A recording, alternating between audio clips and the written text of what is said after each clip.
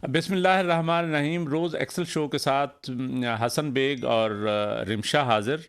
नाजरीन, आज हम जिस टॉपिक पे बात करने जा रहे हैं वो इंतहाई इम्पॉर्टेंट है। उसके थ्रू कौमों की ज़िंदगी जो है वो डिटरमिन होती है कि उन्होंने तरक्की कैसे करनी है। हम बात करने जा रहे हैं इलेक्शंस की, जमहूरियत की, और लोगों के जो रिप्रेजेंटेटिव्स होते हैं या आज की जो मॉडर्न जमहूरियत है वो क्या डिलीवर कर रही है। क्या ये यही निज़ाम है जो दुनिया को तरक्की के रास्ते पे लेके गया है, या इसके अलावा भी कोई निज़ाम है? क्योंकि हमने देखा है कि पिछले 15-20 सालों में चाइनीज़ गवर्नमेंट ने, जो कि ज़ाहिर है ये आज की मॉडर्न मगरबी जमहूरियत नहीं है, वहाँ पे सोशलिस्ट या कम्युनिस्ट सिस्टम है, वो उन्होंने बहुत डिलीवर किया है। वो आलमोस्ट कोई 60 करोड़ लोगों को गुर्बत की लकीर से ऊपर लेके चले गए हैं। लेकिन इसका मतलब ये भी नहीं है कि मगरबी जमहूरियत कोई नाकाम निज़ाम है। ये बड़ा कामयाब निज़ाम है। कामयाब मैं इसलिए कहता हूँ कि दुनिया में जितनी भी तरक्की हो रही है, जितनी इन्वेंशंस हो रही हैं, जितनी यानी वो जो जिसमें सिविल लिबर्टीज़ होती हैं जमहूरियत में, उन्हीं के थ्रू हो रही हैं। और देखा ये गया है कि बुनियादी तौर पे आज का जो सबसे यानी पावरफुल कंट्री जो है वो अमेरिका है या यूरोपियन कंट्रीज़ हैं। तो बुनियादी तौर पे वो कैसे तरक्की की?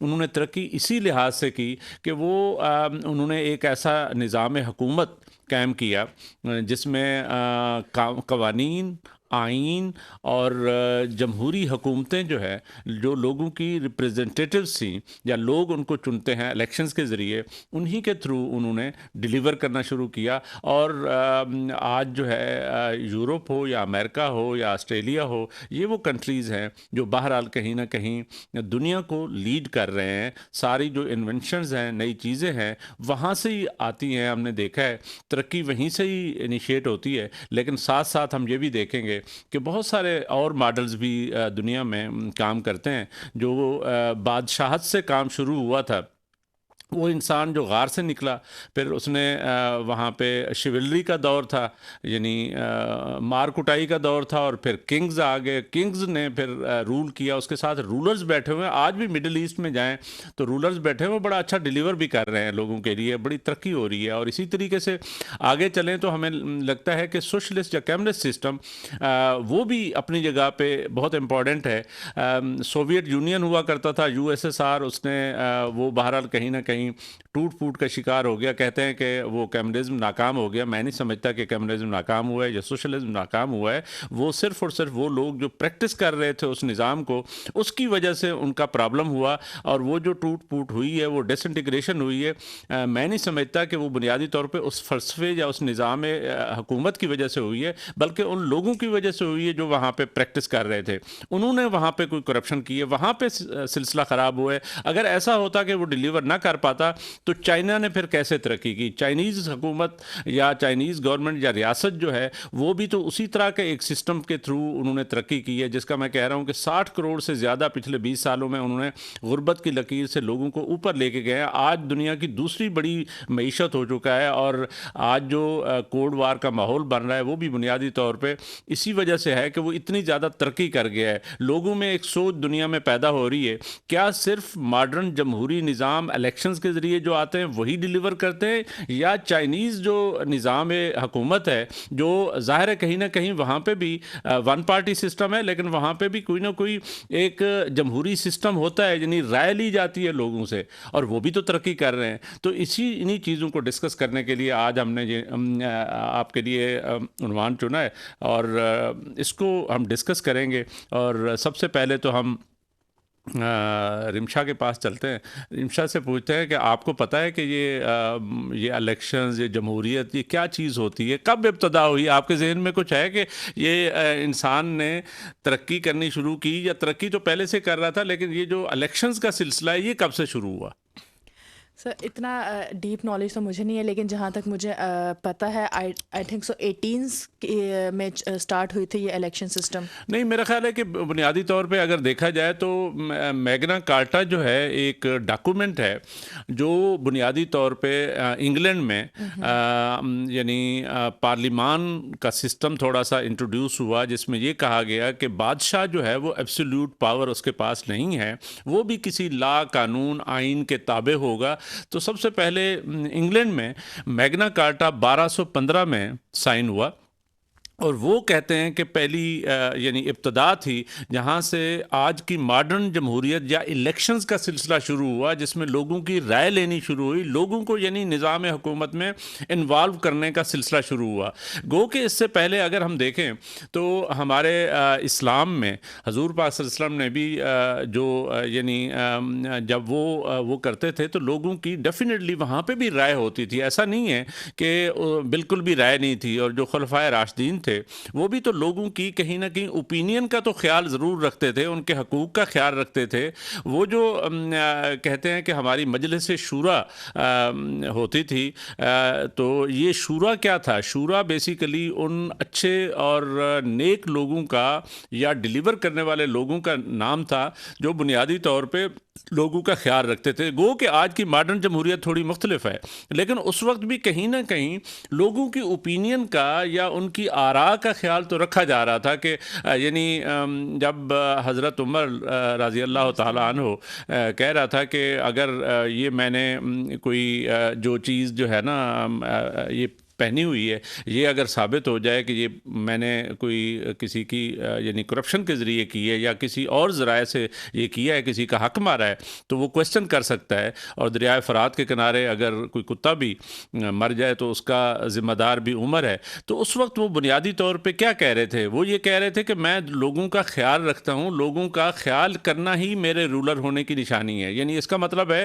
कि खुलफाए राशिदीन के ज़माने में से ही ये इस्लाम को कंसेप्ट लें तो कहीं ना कहीं एक जमहूरी सिस्टम था। गो कि वो आज का मॉडर्न जमहूरी सिस्टम नहीं था, वोटिंग नहीं हो रही थी उस वक्त, लेकिन बहरहाल एक शूरा थी, और शूरा उन लोगों पे मुश्तमिल होती थी जो बुनियादी तौर पे नेक लोग होते थे और डिलीवर करने वाले होते थे, पारसा लोग होते थे और लोगों का ख्याल रखने वाले होते थे। और लोग अगर उनके ख़िलाफ़ कोई ओपिनियन देते तो डेफिनेटली वहाँ पे भी एक सिस्टम था। लेकिन आज का आज के मॉडर्न मौजूदा दौर में तो आप देखेंगे कि कोई अगर जिंदा है तो उनकी वजह से है, वरना हाँ नहीं तो वो ठीक है। मैं कह ये रहा था कि बुनियादी तौर पे इलेक्शन देखें, इंसान जो है वो बुनियादी तौर पे जब गार से निकला तो शिवल्री का दौर था, और उसके बाद उस दौर से होते होते जब तरक्की की उसने, तो बहरहाल कहीं ना कहीं वो यानी किंगशिप आई, बादशाहत थी। बादशाहत में तो किसी से पूछा नहीं जाता था, सिर्फ और सिर्फ यानी फाते होते थे, एक इलाके को फ़तह कर लिया, दूसरे इलाके को फ़तह कर लिया, तो बादशाहत है और वो चल रही है, और उनकी अपनी फ़ौज होती थी। लेकिन उसके बाद 1215 का जो मैंने जिक्र किया मैग्ना कार्टा का, बुनियादी तौर पे पहला माइलस्टोन था जहाँ पे यानी कुछ पार्लीज़ हुई या मीटिंग्स हुई या कॉन्फ्रेंसेस हुई, जिसके नतीजे में वहाँ के जो यानी वो पार्लीज़ से ही पार्लियामेंट निकला है बुनियादी तौर पे। यानी वो जो कॉन्फ्रेंसेस हो रही थी या मीटिंग्स हो रही थी जिसमें डिटरमिन किया गया कि बादशाह जो है यानी इंग्लैंड का बादशाह जो है वो एब्सोल्यूट रूलर नहीं होगा, वो इस पार्लियामान या इन लोगों के ताबे होगा। तो जब ये कहा गया तो फिर जाहिर है ये जो पार्लियामेंट में लोग आएंगे ये किधर से आने थे? ये तो इलेक्शन के नतीजे में आने थे।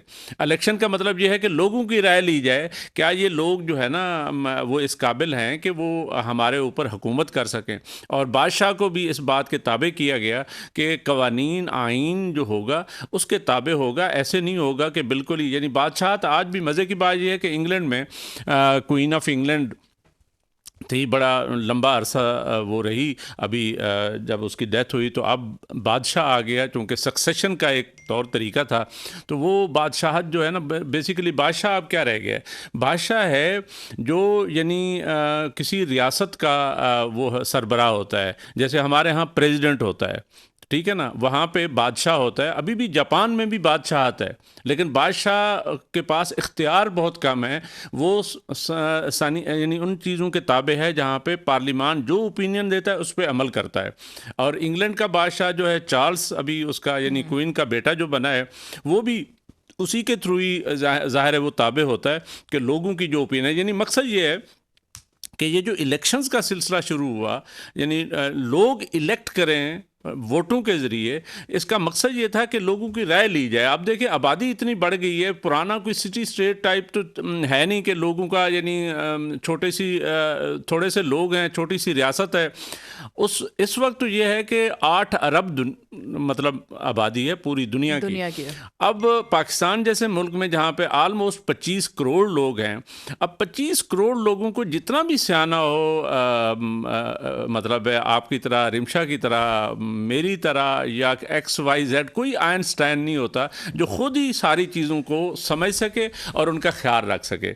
इसका मतलब है कि आपने बेसिकली क्या किया है कि इलेक्शंस करवाए हैं, तो पता चला है कि ये बंदा हम में से ज़्यादा अच्छा था जिसको लोग चाहते थे, और वही बंदा जब पार्लियामेंट में आता है तो आपको पता है, यहाँ पे हमारी पार्लियामान में जाएं आप, कभी पता नहीं गई हैं या नहीं गई, बिल्कुल। तो वहाँ पे अजीबो गरीब आपको तकरीरें मतलब करते हुए लोग नज़र आएंगे जो वो MNAs होते हैं, कौमी असम्बली के मेंबर्स होते हैं या सेनेटर्स होते हैं। बहरहाल वो तकरीरें जो होती हैं वो वैसे तो बड़ी एब्सर्ड सी भी बाज़ औक़ात लगती हैं कि ये क्या बात कर रहा है, लेकिन हकीकत बात ये है कि वो कहीं ना कहीं अपने इलाके के मुताबिक बात कर रहा होता है। यानी बलूचिस्तान के दूर दराज इलाके से या KP के दूर दराज इलाके से या सिंध के या पंजाब के दूर दराज इलाकों में जहाँ आपकी पहुँच ही नहीं है। यकीन करें, मैं आज भी रिमशा बड़े यकीन से कह सकता हूँ, हमारे साउथ पंजाब में सराइकी इलाके में ऐसे ऐसे लोग भी हैं जिन्होंने शायद आज की मॉडर्न दुनिया में वो रोड तक ना पहुंचे हों, वहीं पे वो अपनी भेड़ बकरियां चरा रहे होते हैं, वो अपनी ज़िंदगी गुजार रहे हैं। ये देखें ना, अब इतने इलेक्शंस और इतने हुकूमत, इतने किंग सिस्टम से निकलने के बावजूद आज भी ये हालात हैं, तो इसका जिम्मेदार फिर आपको कौन लगता है? हुकूमत ही लगती है अगर देखा जाए तो। वो आपकी बात सही है, तनकीद बिल्कुल जायज़ है। उसकी वजह यह है कि वहाँ के अगर आज भी लोग जो है ना हमारे जैसे मुल्कों में, थर्ड वर्ल्ड में अभी भी गुर्बत से गुजर रहे हैं या चीज़ों को उस तरीके से उनको यानी कोई चीज़ नहीं मिल रही, डिलीवर नहीं हो रही, उसके ज़िम्मेदार भी बहरहाल हुकूमत या रियासत होती है और पार्लियामान के वो लोग हैं जो उनके रिप्रेजेंटेटिव्स हैं। अगर हम इलेक्शन करके अपने 25 करोड़ आवाम में से एक समझदार बंदा चुनते हैं कि ये बंदा हमारे मुल्क को चलाएगा, लेकिन मुझे तो लगता है कि वो सबसे हम लोग बेवकूफ़ बंदा चुनते हैं जो हमारे मुल्क को पीछे ही ले जाता है। अच्छा, नहीं, मेरा ख्याल है ऐसा नहीं है। बुनियादी तौर पे जो लोग जो है ना अपने मसले मसाइल के हवाले से चुन रहे होते हैं, लेकिन यहाँ पे जो जमहूरियत है वो यरगमाल भी हुई है। बहुत सारे लोग हैं जो कार्टर्स बना लेते हैं, बहुत सारे ग्रुप्स हैं जो बुनियादी तौर पे यानी मिल के वो अपने चूँकि मॉडर्न सिस्टम जो है ना, मॉडर्न जमहूरियत जो है ये मगरिब ने दी है, तो हमने उसको प्रैक्टिस करना शुरू किया है। इसकी असल रूह के मुताबिक काम नहीं कर रहे होते। लेकिन हकीकत बात ये है कि मैं MNA से, इन लोगों से मिलता रहता हूँ और मिनिस्टर से, यकीन करें उनको बड़ा इदराक होता है अपने इलाकों का। गो कि वो अपना, क्योंकि इंसान है, वो शायद एक्सप्लॉइट भी करता है अपनी पोजीशन को, लेकिन कहीं ना कहीं वो उनकी बात ज़रूर कर रहा होता है।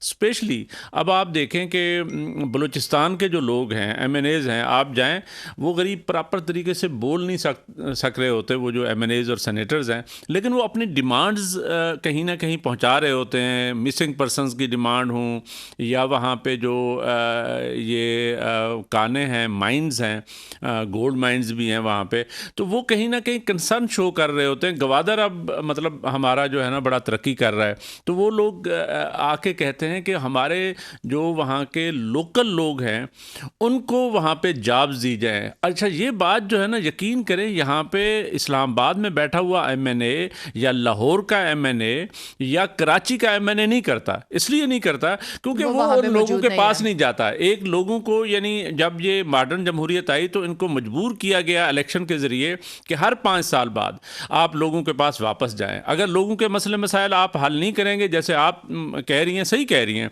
तो वो लोग फिर उनको वोट नहीं देते। लोग कहते हैं हमारे मसले तो आपने हल नहीं किए, हमारी तो ये चीज़ें करनी थी, हमारी ये करनी थी, ये करनी थी। देखें, ये वही बात होगी ना जिसमें मोस्टली आवाम गिला करती है कि ज़्यादा पंजाब के हिस्से के अंदर हुकूमत काम करती है बनिस्बत बाकी हिस्सों से।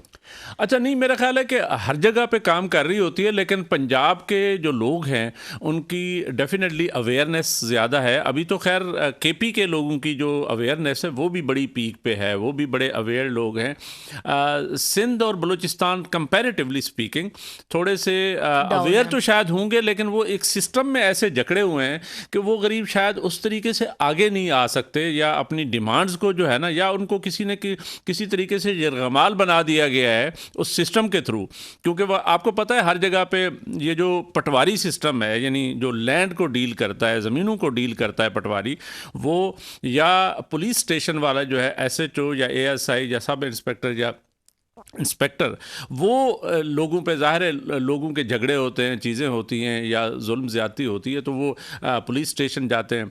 तो ये वो कहते हैं कोर्ट कचहरी के थ्रू या पटवारी के थ्रू या पुलिस के थ्रू जो है ना, लोगों को वो यानी टैकल कर रहे होते हैं जो बड़े लोग होते हैं, क्योंकि वो अपनी मर्ज़ी के SHOs लगवा लेते हैं, अपनी मर्ज़ी के पटवारी, तहसीलदार और AC लगवा लेते हैं, उसके थ्रू लोगों को एक तरह से। लेकिन आप देखें मुल्क में मेरिट सिस्टम तो है, उसके बावजूद अगर आप अपनी मर्जी से पोस्टें लेते हैं तो फिर तो क्या कह सकते हैं इस बारे में? नहीं, मेरा ख्याल है कि देखें असल में होता क्या है कि बुनियादी तौर पे वो मेरिट जिसकी आप बात कर रही हैं वो तो बड़ी खूबसूरत बात है, लेकिन यहाँ पे मेरिट होता नहीं है। यहाँ पे कोई ना वो जो अंग्रेज़ दौर का एक वो मेजर आके यहाँ पे कमिश्नर लगता था, वो या DC उनके होते थे।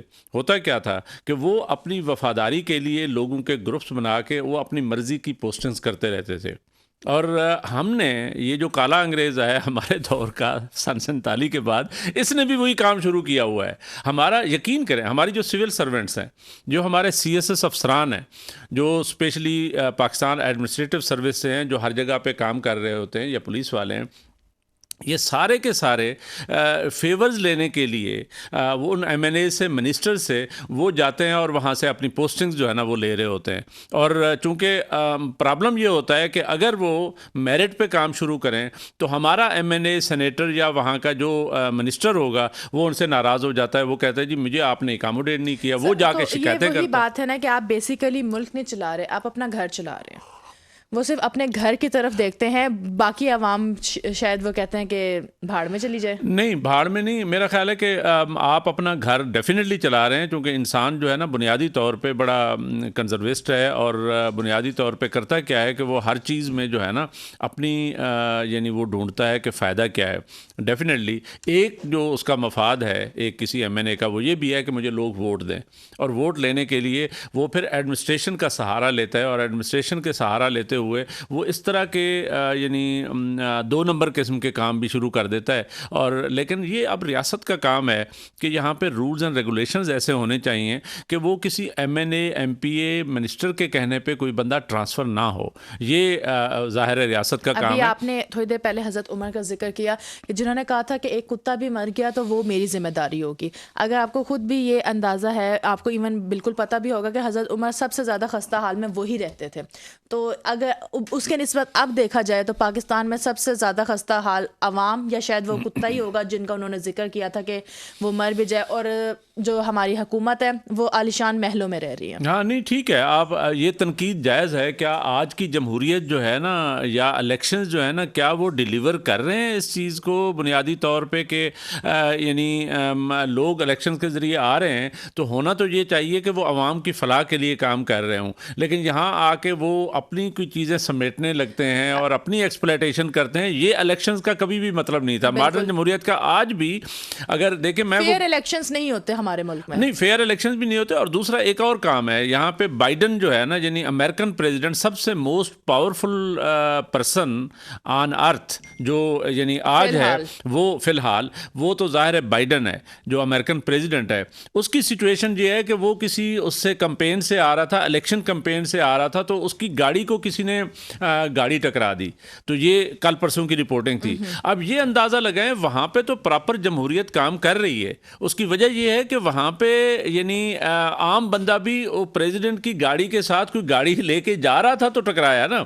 यहाँ पे हमारे यहाँ क्या है, हमारे यहाँ तो वार लॉर्ड है, नहीं हमारे यहाँ वार लॉर्ड है। अब अगर एक बंदा जो है ना वो यानी कोई हमारा वो जा रहा हो, प्राइम मिनिस्टर जा रहा हो, प्रेसिडेंट जा रहा हो, इवन मैंने देखा मिनिस्टर जा रहे हो, तो सारी ट्रैफिक रुकी होती है। तो यहाँ पे वो जमहूरी वो वाला सिस्टम ही नहीं है। मेरा ख्याल है कि इधर रेड जोन में गई हुई थी तो वहाँ पे भी यही सिस्टम था। इस्लामाबाद में आकर भी किसी ने गुजरना था, आधा घंटा पहले सबको रोक दिया गया। ये हमारे यहाँ पैदल चलने वाली जमहूरियत का आवाम को भी रोक दिया ये गया हमारे था। यहाँ एक वीक पॉइंट है। इसी को हम डिस्कस कर रहे हैं कि यहाँ लोग तरक्की क्यों नहीं कर रहे उसी जमहूरियत के थ्रू जैसे मगरिब में कर रहे हैं। तो मुझे एक ब्रेक का कहा जा रहा है। नाजरीन, एक छोटी सी ब्रेक लेते हैं और ब्रेक के बाद फिर हाजिर होते हैं।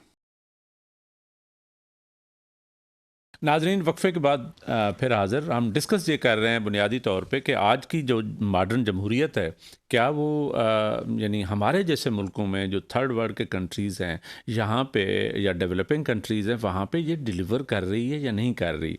तो लगता तो ये वो कहते हैं कि यानी लूली लंगड़ी जमहूरियत भी आमरीत की निस्बत बहुत बेहतर होती है, इसलिए कि उसमें कहीं ना कहीं तो लोगों की आवाज़ शामिल होती है, चाहे वो यानी बहुत ही कम आवाज़ हो लेकिन होती है। लेकिन ज़ाहिर है ज़रूरत इस बात की है कि हमारे जैसे मुल्कों में भी जमहूरियत प्रॉपर तरीके से काम करे, फले फूले, ताकि लोगों के लिए खुशहाली का बायस बने। चलें रिमशा, डिस्कस हम मॉडर्न जमहूरियत को कर रहे हैं, इलेक्शंस को कर रहे हैं। तो आपको पता है इस बात का कि ये जो कम्युनिस्ट सिस्टम था जिसमें ये कंसेप्ट ये था, नाजरीन के लिए बताता चलूँ कि सारी दुनिया, सारे लोग बराबर हैं, उनके राइट्स बराबर हैं। लेकिन वहाँ वो सिस्टम जो है बुनियादी तौर पे वो इस्लाम से बहुत मिलता जुलता सिस्टम था, क्योंकि वहाँ पे वो जो यानी आज का मॉडर्न जमहूरी सिस्टम है जिसमें रिप्रेजेंटेटिव होते हैं और इलेक्शंस होते हैं, वहाँ पे एक ही पार्टी होती थी। यानी सोवियत यूनियन जब होता था, तो जो अब रशिया है, तो सोवियत यूनियन से बाद में तो खैर 90 के बाद जो है ना सारी स्टेट्स डिसइंटीग्रेट हो गई, मुल्क बन गए। लेकिन उस वक्त एक वन पार्टी सिस्टम था। वन पार्टी सिस्टम का मकसद क्या था कि हर चीज़ जो यानी यहाँ पे किसी भी रियासत की है वो रियासत की मलकियत थी, किसी की इंडिविजुअल नहीं थी, ठीक है। और रियासत ही सब लोगों को बराबरी की बुनियाद पे दे रही थी। लेकिन वो नाकाम हो गया सिस्टम। नाकाम इसलिए हुआ कि वहाँ पे जो चलाने वाले थे उन्होंने कोई एक्सप्लॉयटेशन शुरू कर दी। और दूसरा ये है कि निज़ाम कुदरत एक ये भी है कि सारे लोग बराबर नहीं होते। अल्लाह ताला ने हर किसी को सलाहियत मुख्तलिफ दी हुई है। आपकी सलाहियत मुख्तलिफ होगी, मेरी मुख्तलिफ है, किसी और की मुख्तलिफ है, तो वो एक जैसा आउटपुट नहीं दे सकते थे। तो ये जो सरमायादाराना निज़ाम है, इसमें कैपिटलिस्ट सिस्टम में क्या था कि जो जितना ज़्यादा काम करेगा, जिसकी जितना ज़्यादा कैपेबिलिटी होगी, कैपेसिटी होगी, उसके मुताबिक उसको पे दी जाती है। अब हुआ क्या, with the passage of time पता चला कि जब मेरा सेंस ऑफ पोजीशन नहीं था, मैं यानी इलेक्शन जो है, इलेक्शन का भी मुझे पता था कि एक पार्टी है तो एक पार्टी से ही लड़ना है, कोई और तो मुखालिफ है ही नहीं। मुखालिफ विद इन वन पार्टी मुखालिफ थे। तो बात यह है कि जब मेरा सेंस ऑफ पोजीशन नहीं बनता था तो होता क्या था कि चीज़ें बड़ी यानी तरक्की बहुत की सोवियत यूनियन ने, और चाइना पे भी आते हैं अभी।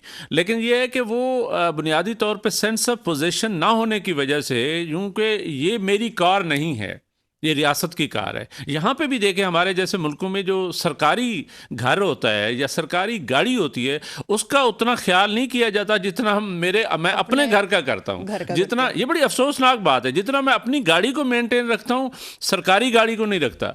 और ये बुनियादी तौर पे यानी वो जो इलेक्शंस के ज़रिए लोग आ रहे थे, अकाउंटेबल थे, वो तो डिफरेंट तरीके से एक्ट कर रहे थे। और ये जो वन पार्टी सिस्टम के थ्रू आ रहा था और सबका कहा कि बराबरी है, क्योंकि इस कायनात में बराबरी कहीं है नहीं, ठीक है ना। बड़े छोटे स्टार्स हैं, मतलब दुनिया को अगर कायनात पे थोड़ी सी नज़र दौड़ाएं तो मुख्तलिफ हैं, मुख्तलिफ यानी हमारी जैसे वो कहते हैं 5 उंगलियां बराबर नहीं हैं और किसी की शक्ल दूसरे से नहीं मिलती। तो इस तरीके से वो बराबर नहीं थे।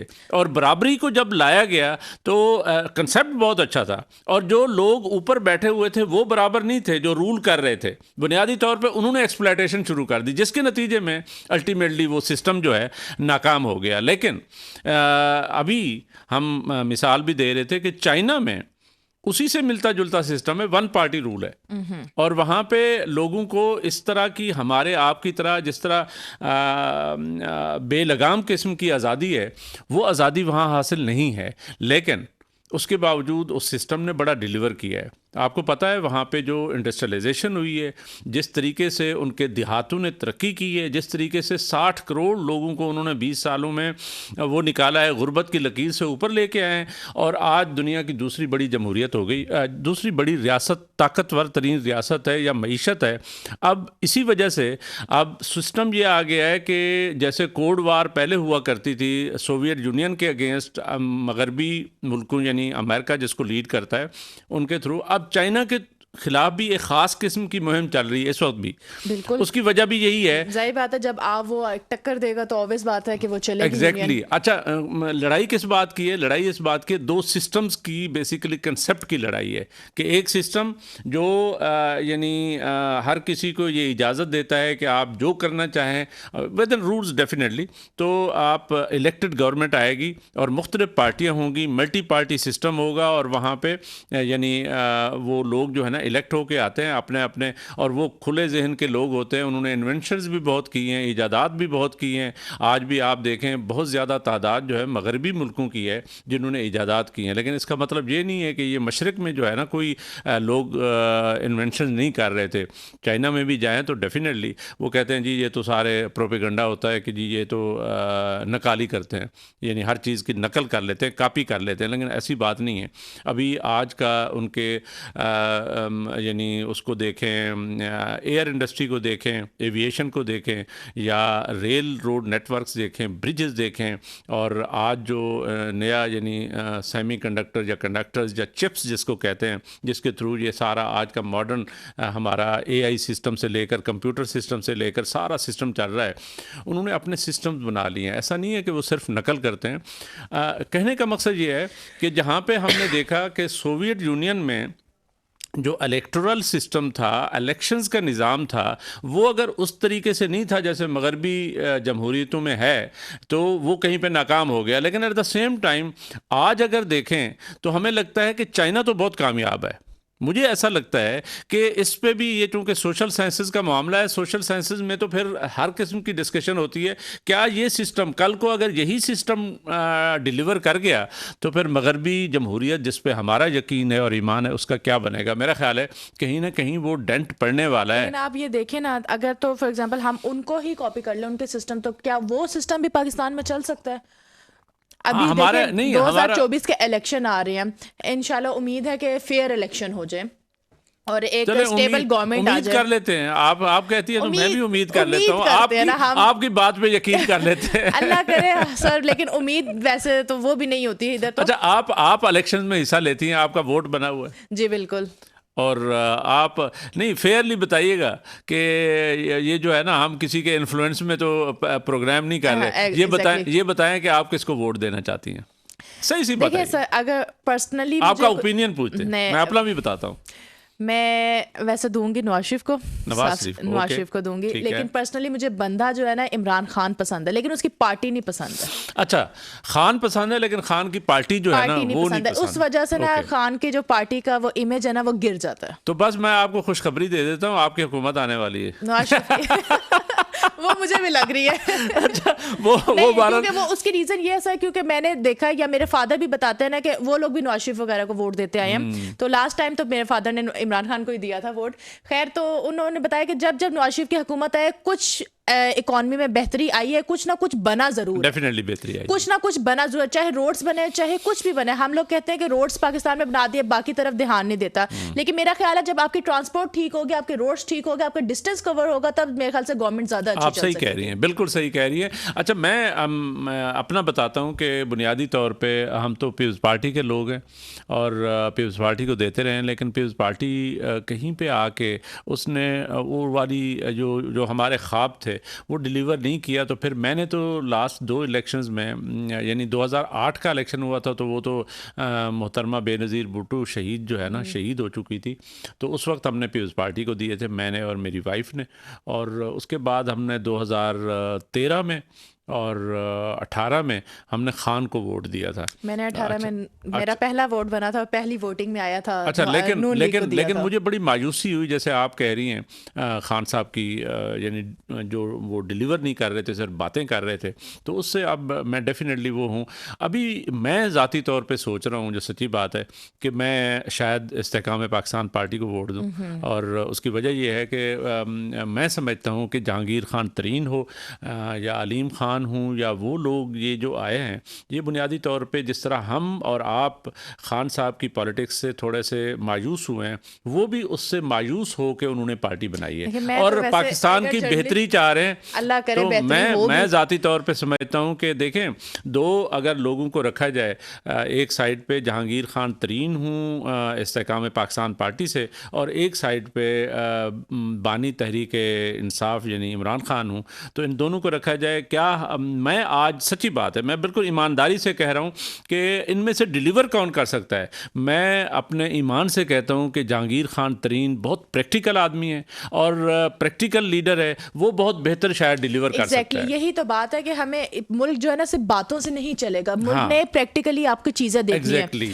अब नून लीग को वोट देने का मकसद भी यही है।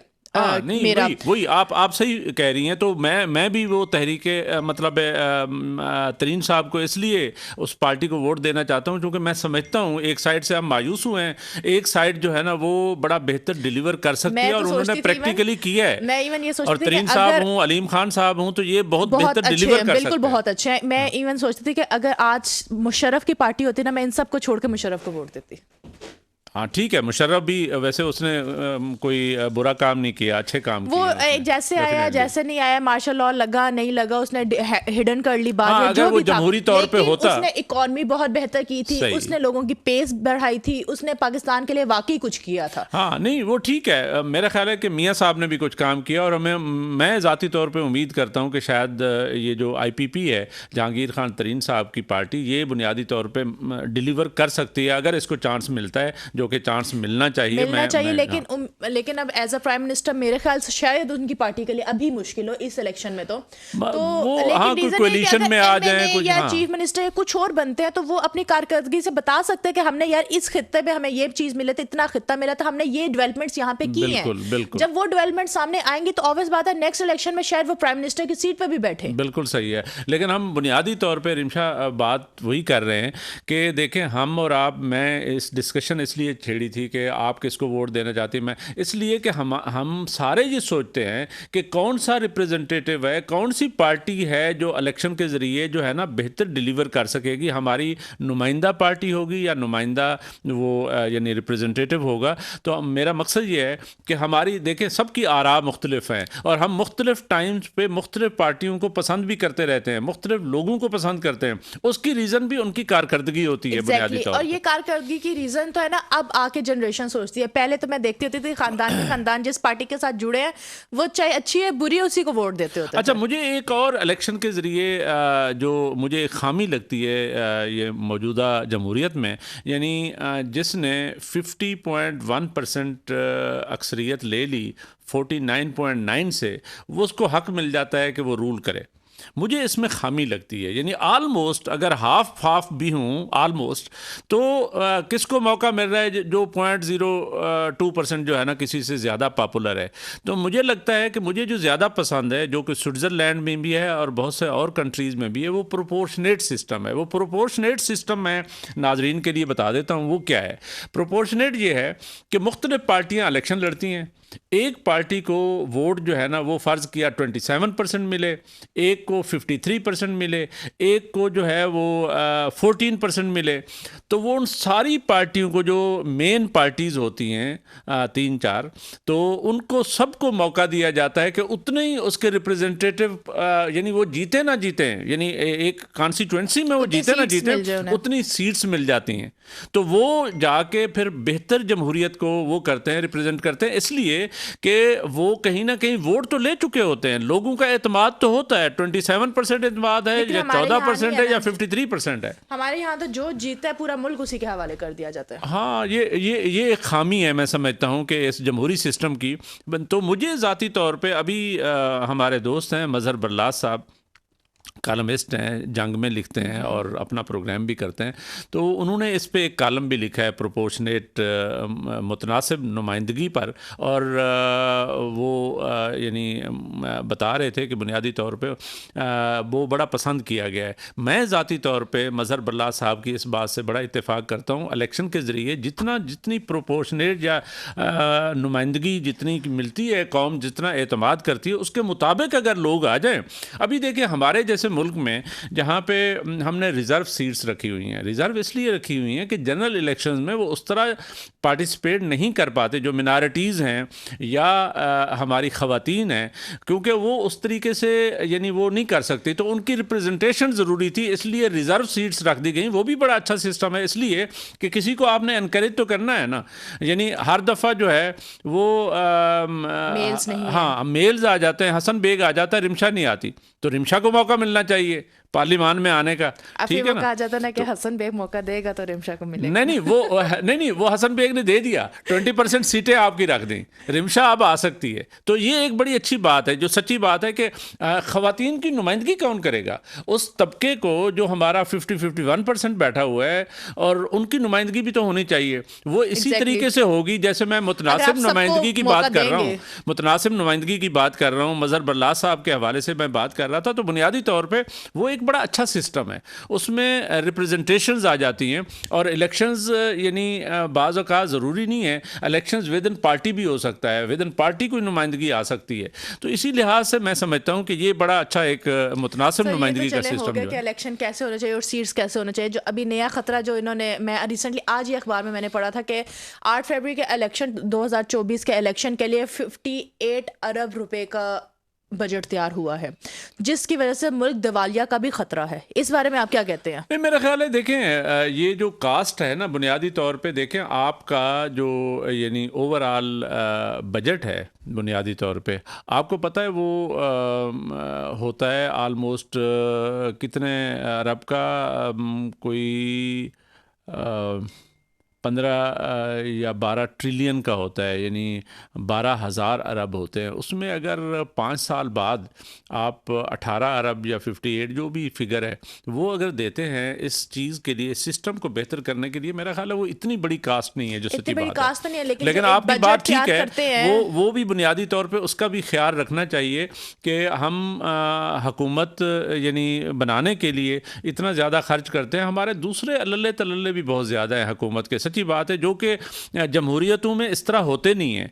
अब देखें आप यूरोपियन कंट्रीज़ में जाएं तो हो सकता है एक आम साइकिल पे जो है ना एक प्राइम मिनिस्टर जा रहा हो, इसलिए हो सकता नहीं जाते हैं, इसलिए कि 10 डाउनिंग स्ट्रीट पे लंदन में अगर जाएं तो वो प्राइम मिनिस्टर इस तरह बड़े बड़े एंटोरेज और इतने बड़े उस फ्लीट के साथ नहीं आ रहा होता। देखिए उनका जितना फ्यूल, एक गाड़ी का फ्यूल लगता है, उसके साथ जो 10 गाड़ी एक्स्ट्रा फ्यूल लगा रही है, उनका क्या मकसद है? यही मतलब आप बिल्कुल सही कह रहे हैं। ये वो हमारी तनकीद है जो इलेक्टोरल सिस्टम या इलेक्शंस के जरिए हुकूमतें बन रही हैं हमारे जैसे मुल्कों में, वहाँ पे ये खामी है। ये तो ये वही बात होगी ना कि दूसरे ममालिक जो हमसे हमें दहशतगर्द कहती है, तो अपना मुल्क, अपने प्रेसिडेंट ही हमें दहशतगर्द समझते हैं कि अगर वो अकेला रोड पे चलेगा तो उसे कोई मार देगा। बिल्कुल आप सही कह रही हैं। इसी लिहाज से अच्छा एक और जो सिस्टम बुनियादी तौर पे दुनिया में भी राइज है वो है लोकल गवर्नमेंट सिस्टम, जो हमारे आइन का हिस्सा है।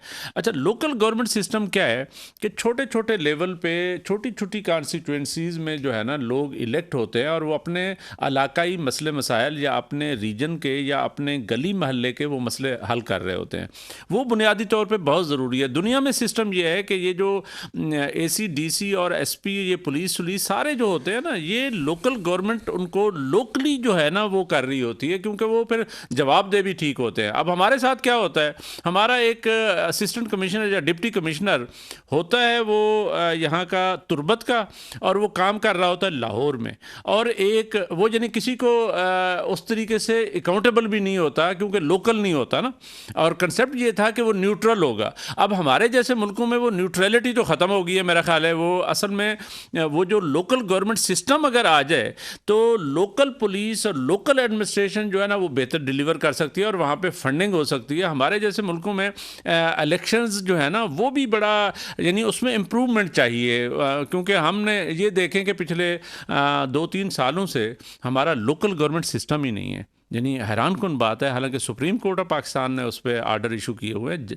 कि आप करवाएं, और क्योंकि हमारी आइनी ज़रूरत है, लेकिन उसके बावजूद हुकूमतें जो हैं, जो हमारे MNA MPAs हैं, जो यहाँ पे बड़े लेवल पे बैठे होते हैं, वो कहते हैं वो आ गए तो फिर हमारी अहमियत ख़त्म होती है। यहाँ पे हमारे यहाँ बड़ी कमज़ोर किस्म की जमहूरियत है। अब देखें, यहाँ पे 90 दिन में इलेक्शन होने थे, इलेक्शन आगे होते होते अब 8 फरवरी जो है ना आ गई है। लेट्स होप कि 8 फरवरी को हो जाए तो उससे भी एक बेहतर सिस्टम यानी आ सकता है, क्योंकि हमारे यहाँ जो मईशत है वो बुनियादी तौर पे हमारे उसके लिए 5 साल के लिए इलेक्ट होती है, लेकिन क्या 5 साल में वो रहने भी देंगे? धरने शुरू हो जाएंगे और अजीबो गरीब हरकतें शुरू हो जाएगी। पता नहीं अवाम भी समझती नहीं है। वो एक यानी हमारे यहाँ ये जो कमज़ोर जमहूरियतें हैं उसमें भी बड़ा यानी इस तरह के मसले मसाइल, आप बिल्कुल सही कह रही हैं कि इसको जो भी हुकूमत बने उसको फिर सबको तस्लीम कर लेना चाहिए, सो दैट कि वो आगे चलें। अब यहाँ पे जैसे आजकल का जो प्रोसेस चल रहा है, एक पार्टी को बड़ी शिकायत है, ज़ाहिर है जेन्युइनली उसको शिकायत है कि हो क्या रहा है, मतलब वो जलसे नहीं कर सकते या प्रॉपर तरीके से कैंपेन नहीं चला सकते, और उनका हर चीज़ जो है रुकी हुई है। तो मेरा ख्याल है कि ये आपकी तनकीद बिल्कुल जायज़ है, और हमारे जैसे थर्ड वर्ल्ड कंट्रीज़ जो हैं, डेवलपिंग कंट्रीज़ जो हैं, यहाँ पे ये जमहूरियतें जो हैं ना वो उतनी ज़्यादा जो कामयाब नहीं हैं। उसकी रीज़न यही छोटी छोटी बातें हैं जो आप पॉइंट आउट कर रही हैं कि बुनियादी तौर पे यानी वो होना चाहिए उनको, यानी प्रॉपर तरीके से स्टेबल गवर्नमेंट आनी चाहिए। स्टेबल गवर्नमेंट ना आने की वजह से धरने शुरू हो जाते हैं। अभी देखें बांग्लादेश में क्या हो रहा है। बांग्लादेश ने हालांकि पिछले सालों में ना मईशत में बहुत तरक्की की है, लेकिन अभी इस वक्त उनकी जो अपोजिशन है वहाँ पे उसके साथ बड़ा हाथ हुआ है, वो हसीना वाजिद ने किया हुआ है। तो अब वहाँ पे मसले मसाइल यही हैं। अभी इस वक्त पार्लियामान में से मोदी ने जो है, यानी कांग्रेस ने नहीं बीजेपी ने, वो लोगों को निकाल दिया कि जी आप तनकीद क्यों कर रहे हैं मोदी पे, और ये वो ना, वो बहुत सारे शायद आपने न्यूज़ पढ़ी हो, 57 के पता नहीं 63 जो लोग हैं उनको वो एंटर ही नहीं होने दे रहे। वो मतलब इलेक्टेड लोग हैं, वो कहते हैं नहीं आप ये वाली जो बातें आप कर रहे हैं ये कर नहीं सकते थे। तो यहाँ पे हमारे जैसे मुल्कों में, बल्कि अच्छे बड़े स्ट्रांग मुल्कों में भी ये इश्यूज़ हैं। ये वो उसने चर्चिल ने कहा था, उसने कहा परफेक्ट सिस्टम नहीं है ये जमहूरियत, लेकिन बाकी सिस्टम से ये बहुत बेहतर है। ये इलेक्टोरल सिस्टम जो है, इसके थ्रू जो भी बंदा आता है, अब आप फ़र्ज़ किया लोकल गवर्नमेंट के थ्रू आप अपने मोहल्ले में इलेक्ट हो जाती हैं वो रिप्रेजेंट करने के लिए।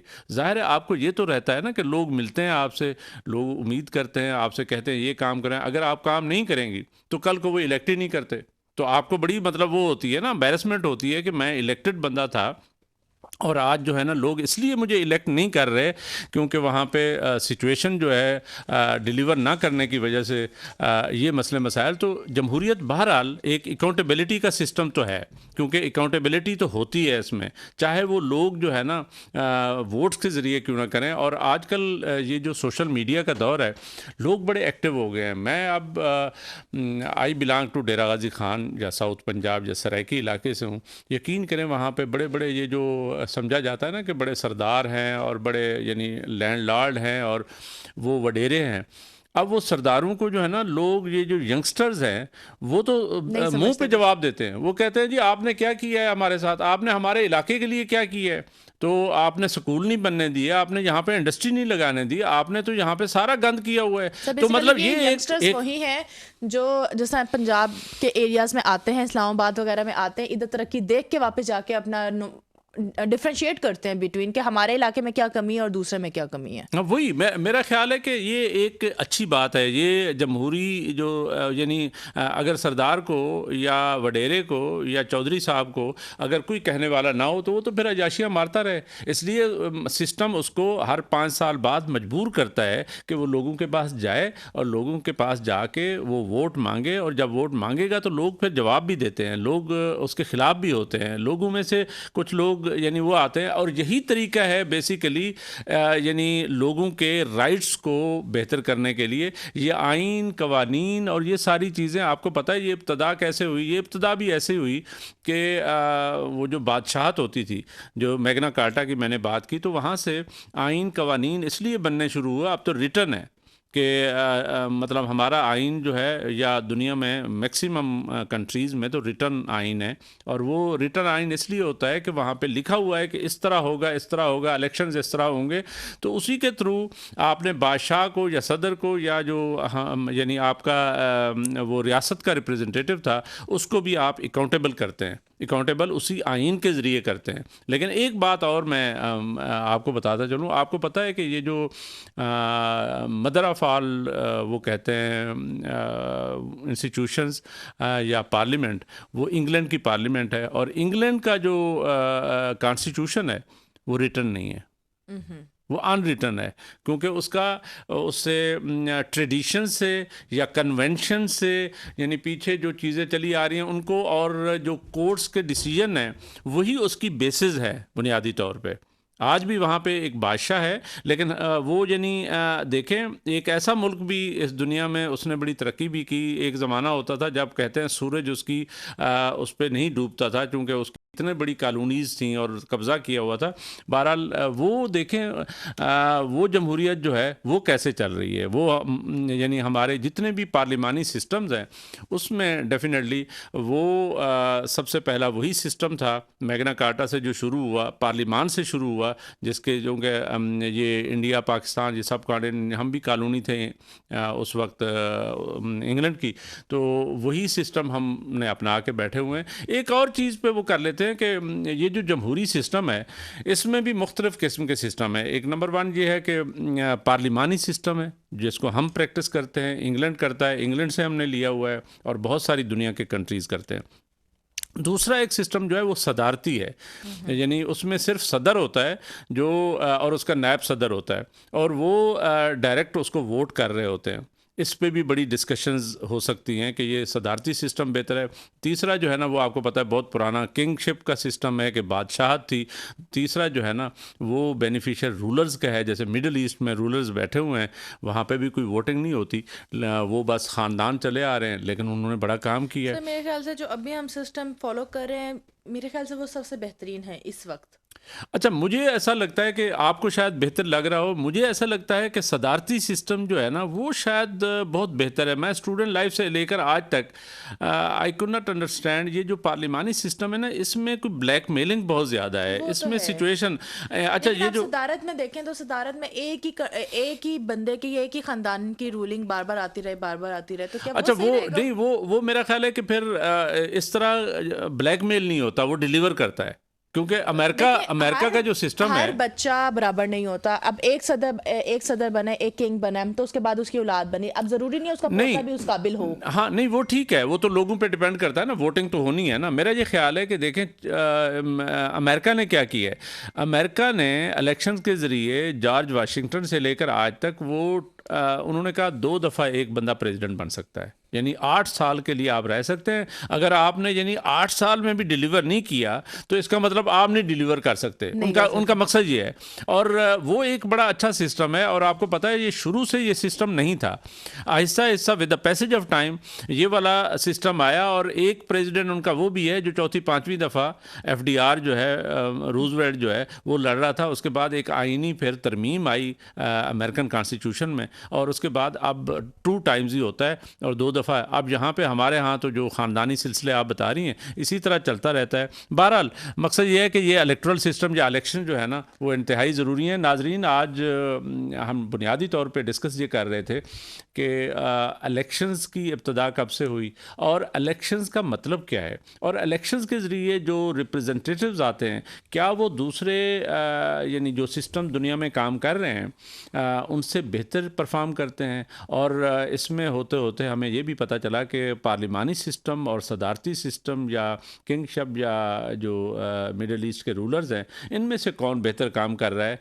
अभी भी हमारी आरा में, हमारी राय में तो यही है कि मॉडर्न जमहूरियत जो है वो बहुत बेहतर सिस्टम है, लेकिन हमारे जैसे कंट्रीज़ जो डेवलपिंग कंट्रीज़ हैं, थर्ड वर्ल्ड कंट्रीज़ हैं, उसमें बहुत सारी कमज़ोरियाँ पाई जाती हैं। उन कमज़ोरियों को उन कमी बेशियों को ठीक करना बहुत ज़रूरी है, जो रिमशा भी कह रही थी कि उनको अगर हम ठीक कर लें तो जमहूरियत बहुत बेहतर सिस्टम है जो इलेक्शंस के ज़रिए आता है और यही डिलीवर कर सकता है। इसके साथ ही प्रोग्राम का वक्त ख़त्म हुआ। मुझे और रिमशा को इजाज़त। अल्लाह हाफ़िज़।